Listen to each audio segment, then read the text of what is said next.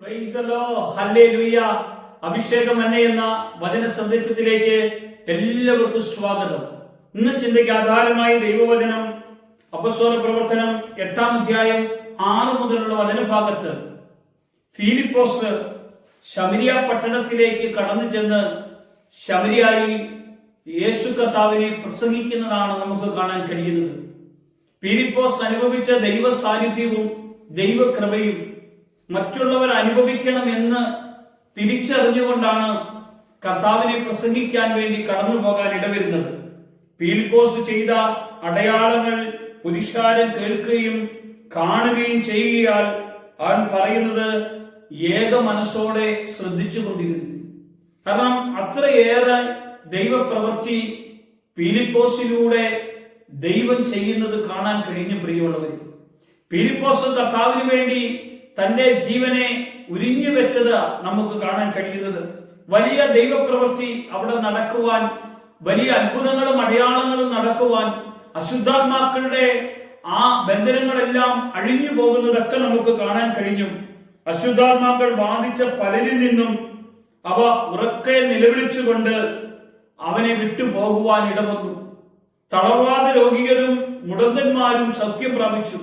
അങ്ങനെ ആ പട്ടണത്തിൽ വലിയ സന്തോഷമുണ്ടായി. കണ്ടോ, യേശുവിന്റെ നാമം പ്രസംഗിച്ച് കടന്നു ചെന്ന ഫിലിപ്പോസിലൂടെ ദൈവം ചില അടയാളങ്ങളും അത്ഭുതങ്ങളും പ്രവർത്തിച്ചു കഴിഞ്ഞപ്പോൾ ആ പട്ടണത്തിൽ തന്നെ വലിയ സന്തോഷം ഉളവാക്കും. സുവിശേഷം പ്രസംഗിക്കുന്ന നമ്മുടെ ഇടത്ത് വലിയ സന്തോഷം അനുഭവിക്കാൻ കഴിയും. പ്രിയമുള്ളവരെ, അതൊരു ഹോസ്പിറ്റലാണെങ്കിൽ അവിടെ സന്തോഷം അനുഭവിക്കാം, ഐശ്വര്യാണെങ്കിൽ അവിടെയും സന്തോഷം അനുഭവിക്കാം. ഏത് അവസ്ഥയിലാണോ ആ അവസ്ഥയിൽ കർത്താവിന്റെ കൂടെയാണോ നമ്മൾ ജീവിക്കുന്നത്, നമുക്ക് സന്തോഷം അനുഭവിക്കാൻ കഴിയും.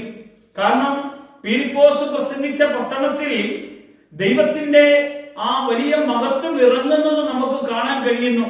ദൈവ സാന്നിധ്യം അനുഭവിക്കുന്നത് കാണാൻ കഴിയുന്നു.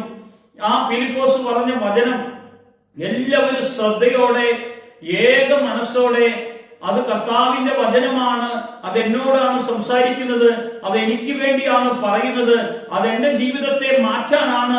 ചിലരൊക്കെ പ്രസംഗിക്കുമ്പോൾ നമ്മൾ വിചാരിക്കും അത് മറ്റുള്ള ഒരാൾക്ക് കുത്തിയാണല്ലോ പ്രസംഗിക്കുന്നത്, അത് അവനിട്ട് കൊള്ളിച്ചാണല്ലോ. പ്രിയമുള്ളവരെ, ഇവിടെ അങ്ങനെയല്ല. ഇവർ തിരിച്ചറിഞ്ഞത് പറഞ്ഞതെല്ലാം സ്വന്തമായി ഏറ്റെടുക്കാനും സ്വന്തമായി തിരിച്ചറിയുവാനും അവർ കർത്താവിൽ ആനന്ദിക്കുവാനും ഇടവരുന്നു. പ്രിയമുള്ളവരെ, ഈ ഒരു ആനന്ദം ദൈവവചനത്തിലൂടെ നമുക്ക് കിട്ടുകയുള്ളൂ. ദൈവത്തിന്റെ വചനം അത് തേനിനേക്കാൾ മാധുര്യമുള്ളതാണ്, ഇരുതല വാളിനേക്കാൾ മൂർച്ചയേറിയതാണ്, അത് മജ്ജയിലും സന്ധി മജ്ജകളിലും തുളച്ചു കയറുന്നതാണ്. അത് നമ്മൾ പറയുമ്പോൾ നമ്മുടെ അകത്തും കേൾക്കുന്നവരുടെ അകത്തും ഒരുപോലെ ക്രിയ ചെയ്യുന്നതാണ്. ഈ വചനം നമ്മൾ പറഞ്ഞൊന്ന് പ്രാർത്ഥിച്ചാലുണ്ടല്ലോ, ദൈവത്തിന്റെ സാന്നിധ്യം ഇറങ്ങുന്നത് കാണാൻ കഴിയും.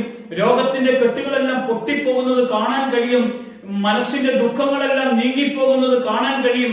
തളർവാദ രോഗികൾ എഴുന്നേറ്റ് നടക്കുന്നത് കാണാൻ കഴിയും. ദുഃഖിക്കുന്നവർ ആ ദുഃഖത്തിൽ നിന്നും പ്രയാസത്തിൽ നിന്നും വിട്ട് സന്തോഷത്തിലേക്ക് വരുന്നത് കാണാൻ കഴിയും. ആരാലും ഇല്ലാതെ ഉപേക്ഷിക്കപ്പെട്ടവർ അവരുടെ ആ മനസ്സിലുള്ള പ്രശ്നങ്ങളെല്ലാം പരിഹരിച്ച് യേശു ഒന്നുകൂടെ എന്ന് പറഞ്ഞുകൊണ്ട് കടന്നു വരാൻ കഴിയുന്ന ഒരു അഭിഷേകത്തിന്റെ കൂട്ടായ്മയാണ് ദൈവവചനത്തിന്റെ ശുശ്രൂഷ. ഇതാ ജീവനുള്ള കർത്താവ്. യേശു പറയാണ്, ഞാൻ വന്നത് ജീവൻ തരുവാനും അത് സമർത്ഥമായി നൽകുവാനുമാണ് വന്നത്. കള്ളൻ വരുന്നത് മോഷ്ടിക്കുവാനാണ്. ഫിലിപ്പോസിലൂടെ വചനം കേട്ടപ്പോൾ ജീവൻ പകർന്നെങ്കിൽ യഥാർത്ഥ വചനം ഈ ആരുടെ അകത്തേക്ക് കടന്നു വരുന്നുവോ അവന്റെ അകത്തു ജീവൻ വരാൻ തുടങ്ങും. അവൻ ഹാർട്ട് രോഗിയാണെങ്കിൽ അതിന്റെ ആ ഹാർട്ടിന്റെ ബന്ധനങ്ങളെല്ലാം അഴിഞ്ഞു മാറുന്നത് കാണാൻ കഴിയും. നിരാശയോടുകൂടെ കുടുംബജീവിതം തകർന്ന മനുഷ്യനാണെങ്കിൽ, തകർന്ന ആളാണെങ്കിൽ, തകർന്ന അവസ്ഥയിലാണെങ്കിൽ, പ്രിയമുള്ളവരെ, അവരുടെ ഇടയിലേക്ക് ഈ ദൈവത്തിന്റെ ശക്തിയേറിയ വചനം കടന്നു ചെല്ലുമ്പോൾ പൊട്ടിത്തകർന്ന ആ ആർക്കും അത് പരിഹരിക്കാൻ കഴിയാത്ത ഭവനത്തെ ഒന്നിപ്പിക്കുന്ന ഒരു അഭിഷേകമുണ്ട്. ഇതാ ദൈവത്തിന്റെ വചനത്തിന്റെ ശക്തി. ഇത് കേൾക്കുമ്പോൾ നമ്മൾ അനുഗ്രഹിക്കപ്പെടും. ഇത് പറയുന്ന നമ്മൾ അനുഗ്രഹിക്കപ്പെടും. അതുകൊണ്ടാണ് പറഞ്ഞത്, ഈ വചനം പറയുന്നവർ, വായിക്കുന്നവർ, കേൾക്കുന്നവർ ഇതിൽ അതനുസരിച്ച് സംസാരിക്കുന്നവർ, അതിൽ ജീവിക്കുന്നവരെല്ലാം അനുഗ്രഹിക്കപ്പെടും. നമുക്കൊരു നിമിഷം ഫിലിപ്പോസ് ശമരിയ പട്ടണത്തിൽ പറഞ്ഞപ്പോൾ അവരെല്ലാവരും അനുഗ്രഹിക്കപ്പെട്ടു, സന്തോഷിച്ചെങ്കിൽ ഈ വചനം നിങ്ങൾ ഈ ഓൺലൈൻ യൂട്യൂബിലൂടെ കേൾക്കുമ്പോൾ നിങ്ങളുടെ ഹൃദയത്തിൽ ഈ സന്തോഷം വെളിപ്പെടാൻ ഒരു നിമിഷം പ്രാർത്ഥിക്കാൻ. കർത്താവേ, നിന്റെ നാമത്തിന് മഹത്വം ഉണ്ടാകേണ്ടതിനാ പ്രാർത്ഥിക്കുന്നത്. ഞങ്ങൾ പറഞ്ഞ ഏതെങ്കിലും വിഷയത്തിൽ ബന്ധിക്കപ്പെട്ടെങ്കിൽ ഈ നിമിഷം തന്നെ യേശു ആ ബന്ധനങ്ങളെല്ലാം അഴിച്ചു മാറ്റണം.